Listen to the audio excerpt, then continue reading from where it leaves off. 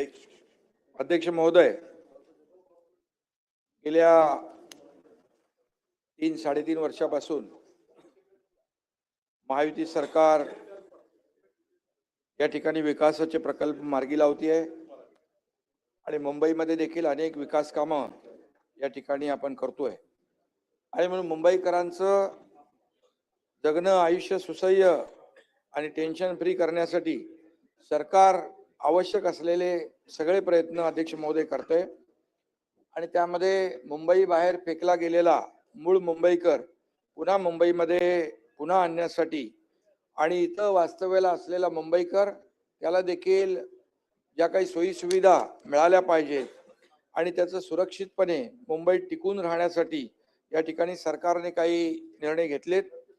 खरं म्हणजे कायदा हा लोकांसाठी असतो, लोक कायद्यासाठी नसतात आणि म्हणून सरकार म्हणून गेल्या 2.5 वर्ष मी जेव्हा मुख्यमंत्री होतो तेव्हाही निर्णय घेतले। आता देवेंद्रजी मुख्यमंत्री म्हणून आम्ही टीम म्हणून काम करतोय आणि म्हणून या ठिकाणी काही वेळा प्रस्थापित चौकटीच्या बाहेर जाऊन लोकहितासाठी निर्णय घेण्याची आवश्यकता भासते। असे लोकहिताचे निर्णय सरकारने गेल्या 3.5 वर्षात घेतलेले आहेत आणि आजही मुख्यमंत्री देवेंद्रजी आणि आमचे अजितदादा यांच्याबरोबर चर्चा करून नगर विकास आणि गृहनिर्माण विभाग यांनी काही निर्णय घेतलेले आहेत। त्यापैकी निर्णयाचा एक भाग म्हणून इमारतींसाठी सुधारित भोगावटा अभय योजना ओसी देण्याची योजना जी आहे ती आपण लागू करण्याचा अत्यंत महत्त्वपूर्ण असा निर्णय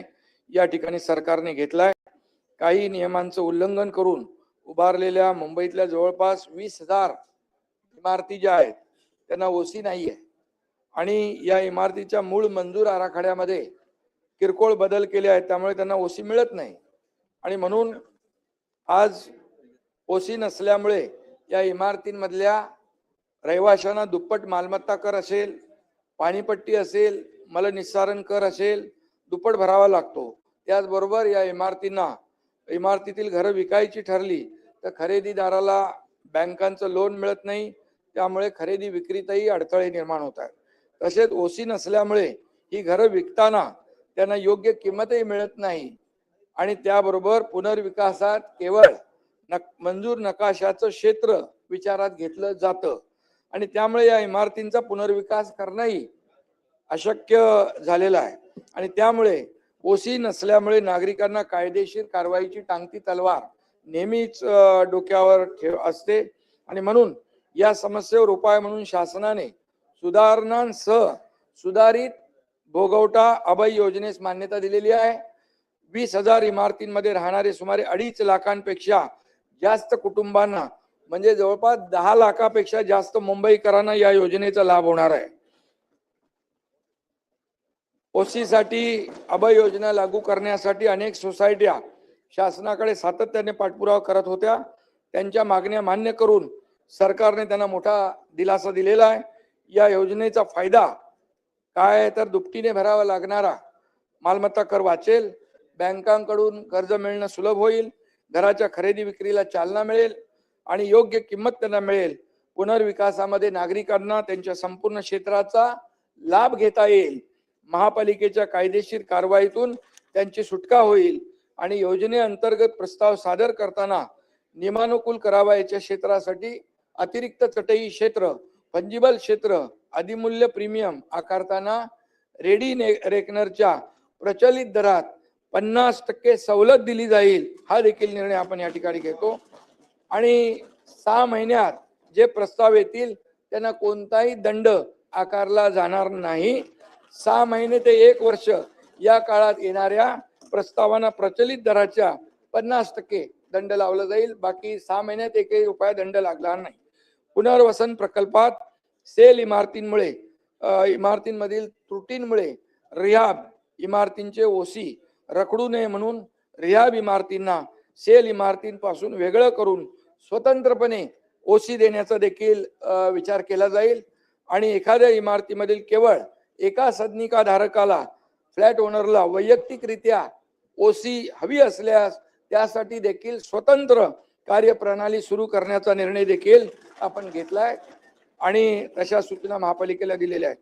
या योजनेचा लाभ केवळ रहिवासी इमारतींनाच नाही तर हॉस्पिटल आणि शाळांना देखील मिळणार आहे. अध्यक्ष महोदय, मुंबईकरांनी या सुधारित अभय योजनेचा लाभ घ्यावा असं मी या ठिकाणी आवाहन करतो. तसेच मुंबईच्या धर्तीवर राज्यातील अन्य महापालिकांमध्ये सुद्धा या धोरणाची अंमलबजावणी करण्याचा शासनाचा मानस आहे आणि त्याबाबत देखील सविस्तर अहवाल सादर करण्याच्या सूचना मी नगरविकास विभागातील अधिकाऱ्यांना दिलेल्या आहेत. आणि हा मोठा निर्णय आहे. त्याचबरोबर गिरणी च्या जागेवरची जी काही चाळी आहेत, गिरणी कामगार त्यामध्ये राहत आहेत. मुंबई शहरातील कापड गिरण्यांच्या जमिनीवरील जुन्या चाळींचे पुनर्विकासासाठी देखील प्रोत्साहन देण्याकरिता नियमावलीमध्ये फेरबदल करण्याचा निर्णय शासनाने घेतलाय. मुंबई महापालिकेच्या विकास नियंत्रण व प्रोत्साहन नियमावली 2034 मधील विनियम 35 मध्ये कापड गिरण्यांच्या जमिनींच्या विकास किंवा पुनर्विकासासाठी तरतुदी आहेत. या तरतुदीमधील खंड 7 अ मध्ये कापड गिरण्यांच्या जमिनीवर व्यापलेल्या निवासी आणि निवासीसह व्यावसायिक इमारती चाळीच्या पुनर्विकासाबाबत तरतुदी नमूद केलेल्या आहेत. सदर तरतुदीमध्ये कापड गिरण्यांच्या जमिनीवरील जुन्या इमारती, चाळी किंवा गिरणीच्या जमिनीवर पात्र रहिवाशांना पुनर्वसनामध्ये सदनिकेचा अधिकार आहे. तथापि सदर नियमावलीत रहिवाशांना पुनर्वसन क्षेत्र प्रदान करण्यासाठी विकासक मालक यांना प्रोत्साहन इन्सेंटिव्ह FSI देण्या क्षेत्राची तरतूद समाविष्ट नव्हती. त्यामुळे जमीन मालक, विकासक आणि कापड गिरण्यांच्या जमिनीवरील इमारती, चाळींच्या पुनर्विकासासाठी कोणी पुढे येत नव्हतं. ही वस्तुस्थिती आहे. म्हणून कापड गिरण्यांच्या जमिनीवरील रहिवासी घरं अथवा चाळीपैकी बऱ्याचशा चाळी जुन्या असल्यामुळे धोकादायक आहेत. त्यामुळे त्यांचा पुनर्विकास करणं अत्यंत गरजेचं आहे आणि म्हणून कापड गिरण्यांच्या जमिनीवरील जुन्या इमारती व चाळींचा पुनर्विकासास प्रोत्साहन देण्याचं अनुषंगाने बृहन्मुंबई विकास नियंत्रण व प्रोत्साहन नियमावली 2034 मधील विनियम 35/7 अ मध्ये अन्य नियमावलीच्या धर्तीवर सुधारणा MRTP ऍक्टचे कलम 37(1) क अन्वये फेरबदलाची वैधानिक कारवाई पूर्ण करून सदर फेरबदल प्रस्तावास शासनाने मंजुरी दिली आहे आणि फेरबदल मंजुरीची अधिसूचना निर्गमित करण्यात येते आहे. या सुधारणेमुळे कापड गिरण्यांच्या जमिनीवरील चाळींचा पुनर्विकास जो आहे रखडलेला आहे तो सुसह्य होईल आणि पुनर्विकासामध्ये चालना मिळेल. त्याचबरोबर या ठिकाणी संजय गांधी उद्यानातल्या संजय गांधी राष्ट्रीय उद्यानामधले जे आदिवासी बांधव आहेत आणि त्यामध्ये 25,000 झोपडपट्ट्यांचं त्या ठिकाणी झोपडपट्ट्या आहेत आणि नेहमी ते निष्कासित करण्याचे न्यायालयाचे आदेश येत असतात आणि त्यामुळे यांचं देखील पुनर्वसन करण्याचं धोरण सरकारने ठरवलेलं आहे. की त्याचं पुनर्वसन दूर अंतरावर केल्यास रहिवाशांकडून त्याला प्रतिसाद मिळण्याची शक्यता कमी आहे आणि लोक दूर जाऊ इच्छित नाही आणि म्हणून त्यांच्या पुनर्विकासासाठी शासनाद्वारे विविध पर्यायांचा अवलंब करण्यात येतोय. त्यानुसार नवं धोरण तयार करण्यात आलंय आणि ज्यांनी अतिक्रमण करून ज्या झोपड्या उभारण्यात आल्या आहेत त्या आदिवासी बांधव जे आहेत जुने त्यांना त्या जवळपासच विभागामध्ये आपण त्यांचं पुनर्वसन करण्याची एक योजना करतोय आणि जे इतर लोक आहेत त्यांना 5 किलोमीटरच्या परिघामध्ये NDZ क्षेत्रामध्ये पुनर्वसन करण्याचा प्रयत्न केला जाईल. MRTP ऍक्टचं कलम 37(1) क अन्वये फेरबदलाची कार्यवाही पूर्ण करून फेरबदल प्रस्तावास मंजुरी दिली आहे. फेरबदल मंजुरीची अधिसूचना निर्गमित करण्यात येईल आणि त्यामुळे संजय गांधी राष्ट्रीय उद्यानातील आदिवासी आणि अतिक्रमण केलेल्या झोपडीधारकांचं पुनर्वसन होण्याचा मार्ग मोकळा होईल. मुंबईतल्या अनेक आमच्या आमदारांचा तो खूप मोठा प्रश्न आहे आणि मूळ आदिवासींना पुनर्वसनाकरता 93 एकर जागा त्या ठिकाणी देण्याचं नियोजन आहे आणि उर्वरित अतिक्रमित करणाऱ्या पात्र लोकांना या योजनेत देखील सामावून घेण्याचा विचार सरकारने केलेला आहे. मी सांगितलं ना, हे मी नगर विकास विभागाला सूचना दिलेल्या आहेत की इतर शहरं जी आहेत मुंबईप्रमाणे इतर शहरांच्या देखील योजना आपण त्या ठिकाणी करू, त्यांनाही न्याय मिळेल. कारण शेवटी हा निर्णय जो आहे सर्वांसाठी आपण करतोय. त्याचबरोबर अध्यक्ष महोदय, सर्वात गेल्या अनेक वर्षाचा जो भेडसावणारा मुंबईकरांचा प्रश्न आहे, मुंबई शहरामध्ये साधारणतः 19,000पेक्षा जास्त सेस इमारती पागडी इमारती म्हणून ओळखल्या जातात आणि त्या 1960 पूर्वीच्या या इमारती आहेत आणि त्यापैकी काही इमारतींचा पुनर्विकास झालेला आहे, काही इमारती जीर्ण झालेल्या आहेत, काही इमारती पडलेल्या आहेत, काही लोकांचा जीव काही लोक मृत्युमुखी पडलेले आहेत. त्यापैकी जवळपास 13,000पेक्षा जास्त इमारती ज्या आहेत पुनर्विकासाच्या प्रतीक्षेत आहेत. या इमारतीतल्या भाडेकरूंना महाराष्ट्र रेंट कंट्रोल ऍक्ट नुसार संरक्षण प्राप्त आहे, कारण त्या जुन्या आहेत. या इमारती तसेच त्यातील भाडेकरू व करारनामे त्यांचे कायदेशीर आहेत आणि शासनाने भाडेकरूंच्या हितासाठी रेंट कंट्रोल ऍक्ट आणून त्यांना संरक्षण दिलेलं आहे. त्यांच्या पुनर्वसनाच्या हक्कामुळे घर मालकांना त्यांच्या मालकी हक्काचा योग्य मोबदला मिळत नाही अशी घर मालकांची तक्रार देखील असते. तसेच भाडेकरू व घर मालकांमध्ये अनेक खटले लघु न्यायालयामध्ये कोर्टामध्ये प्रलंबित आहे. त्यामुळे पागडी इमारतीच्या पुनर्विकासाला अल्प प्रतिसाद मिळतो आहे आणि त्यामुळे पागडी इमारतींचा सुयोग्य व न्याय्य पुनर्विकास गरजेचा आहे. त्यासाठी भाडेकरू तसे घर मालकांचा हक्क दोघांचाही अबाधित करणं सुद्धा गरजेचं आहे आणि त्यामुळे आर्थिक दुर्बल घटकांसाठी व अत्यल्प उत्पन्न गटासाठी EWS आणि LIG फक्त FSI देऊन चालणार नाही.